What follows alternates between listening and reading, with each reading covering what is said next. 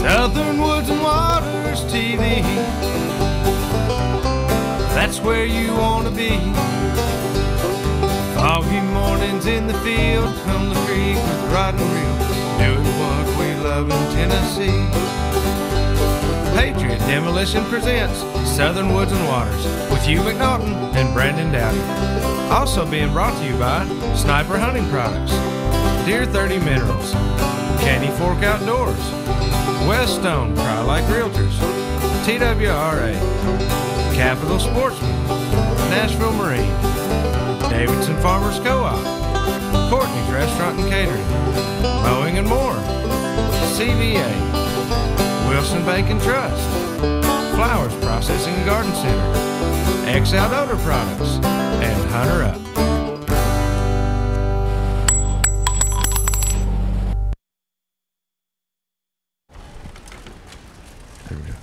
All right, welcome everyone to this Thursday night. I'm Hugh McNaughton. And I'm Brandon Dowdy. And we are Southern Woods and Waters. For another week. We are. We made it back in here again tonight. Our code worked again. We're doing good. Yeah, we are. Hey, we've got an awesome show. We do. I brought West Tennessee with me today. Just about half of them, I believe. We got a nice sized audience. Yeah, we do. And, you know, we're going to be talking about this Carl Perkins Classic, and I'm excited about it. I'm ready to get down there. And see, this will be your first one. It will be the first one I've been able to fish in. Oh, dude, you have never seen a tournament run any more professional. I'm at the BASS could take notes on this one. Especially you got Clay down there. Clay on the far end down there. He directing traffic back and forth. Just back it up, boys. Back it up till you hear a water splash. And he ain't kidding. When you do, they take it off for you and everything. Well, you can't beat that. You can't. And then they taxi you to your boat. Well, I was just reading over nice? Reading through their poster. But they don't say anything in the poster. I know, but it takes 10 minutes to read all the things on the poster that it offers. So we've got with us tonight two of my fine friends. We got Judge Rick Wood right over there beside Brandon. And Rick, you've headed this thing up from the get-go. And we've been doing this how long now? This is our 12th year here, and we've been on the show several times. That's right. And I'm always thankful for you inviting us to come. And you fished in the tournament several years. I fished it. I love that tournament. You know as much about the tournament as I do. So. I'm going to tell you something. You can tell how a tournament's run by just asking some of the anglers. They love this thing. Yeah. They love this tournament. They get biscuits, free biscuits, but you get free biscuits. You get took care of one. Got to get it put on, getting going into the winter, so it'll be all right. I like biscuits. The biscuits, and they usually put sausage in there, so it's good stuff. But, the way it's run, very professional. It's just a bunch of good old boys and gals. That's what it is. Mm-hmm. Everybody knows what it's for, so there's no hoopla about it, except for everybody's tickled to death to see those kids benefiting from it. And that's what it's all about, is Decatur County kids. They're helping them out. I want to mention Clay down here on the end.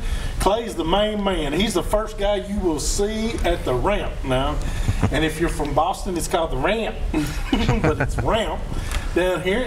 And Clay just keeps them busy. And how many guys y'all got working with y'all that time? Well, I have no idea. It's not easy to get people to volunteer for that shift. But I've got family. We've got a lot of guys that come in and just want to be part of the event, and it's just it's to have that many folks, and a lot of them been with us for a lot of years, long time, and so a lot of familiar faces down there, and so we really appreciate everybody that gives their time early in the morning, late in the evening to help pull this thing off. Well, you got guys that are live well checked in, and they do that, and then they mark the boat with a ribbon, so everybody knows that they've been done and taken care of.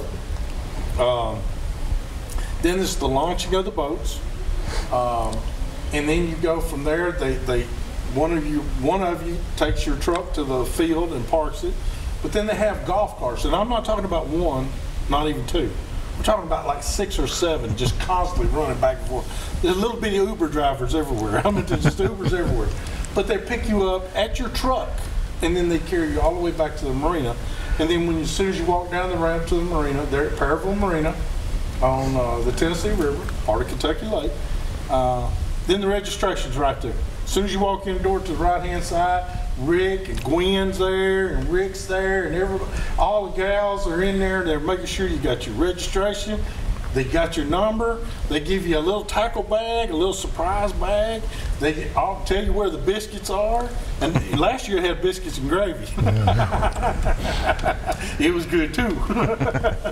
But everything just ran so smoothly. And then that's the opening of the tournament. And then we go out there, we go out in flights. But then comes the Pledge of Allegiance, and then the prayer. And then the national anthem is sung. And I want you to really tell us about that, Rick. There's a special person that does that for us every year. Well, of course, we do I think they do the Pledge of Allegiance first. Oh, yeah. And of course, everybody stands up. That's right. There's no kneeling on that. If they're going to kneel, they need to load the boat back up and take it home. Right? And we have, I think we have a special person this year who's going to sing the national anthem, and we have the prayer. I think Representative Ron Gant That's right. Ron is going to be leading us with a prayer, and then after that the boats line up in single file, and I usually check the live well myself, and they go out single file, and once you get out into the mouth of the river, then they go both directions. Yeah. You know, we're about halfway between the Paris Landing and Pickwick. That's right. And so we got boats going both ways. Both ways. And of course, safety is a big concern for us. And Randy Sullivan, who's our tournament director, does a great job. He does. And you know, that time of year in October, it's a lot of fog, and we will not go out with fog. We've waited till about 9:20. We have. Everybody's hollering, wanting to go out, and anxious, and but we. I got GPS. I can make it. Yeah. Well, we don't let them out, as you well know.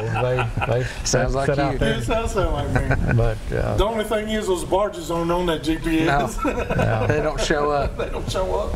Not until you actually hear fiberglass smash. Then they show up. But no, it's a well-run tournament, and we're trying to tell you all the preams about it. It is the Carl Perkins Bass Classic. And it's going to be October the 12th and 13th. Which is a Friday and a Saturday. They leave off Sunday because they believe that you need to be in church just like I need to be. And so Sundays is God's day. But Friday and Saturday is fishing day. Right. And a lot of people call in sick on Friday, don't they? We have a lot of people taking vacation days or sick or don't ask us not to call in, tell them they're here. That's right. No pictures. No pictures. But you got, and then it's just like a BASS or a FLW tournament. Once you leave there and you trailer to the Decatur County Fairgrounds. And there you go through, and you go through a single line, and you're out there, everybody's out there grabbing bags, weighing fish, got a big board that you put the names on and all that.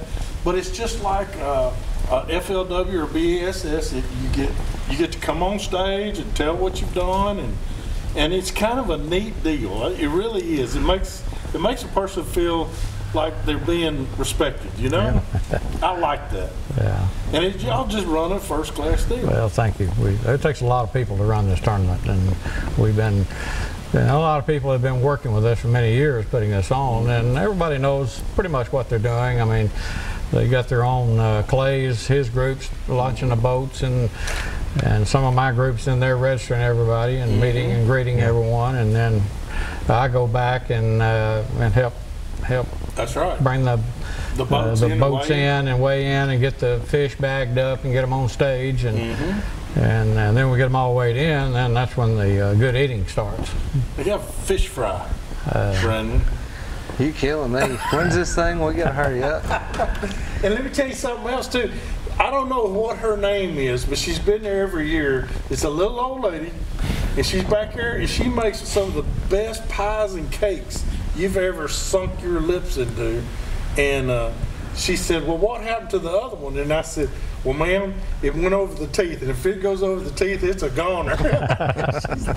But she's been there every year that I know of, making those pies and cakes. Well, and that's one of the things about it is there's been a lot of people from the very get-go on through now, and we were just talking on the way over here how many people it takes to pull this off. Yeah. I mean, it's a lot. People don't think about all that many people. There's a bunch of It's a lot. Hey, we got to do our wild game forecast right here. This week's weekly wild game forecast is being brought to you by our good friends at Wilson Bank and Trust. You can go to over 30 locations and see them anywhere right here in the Middle Tennessee area.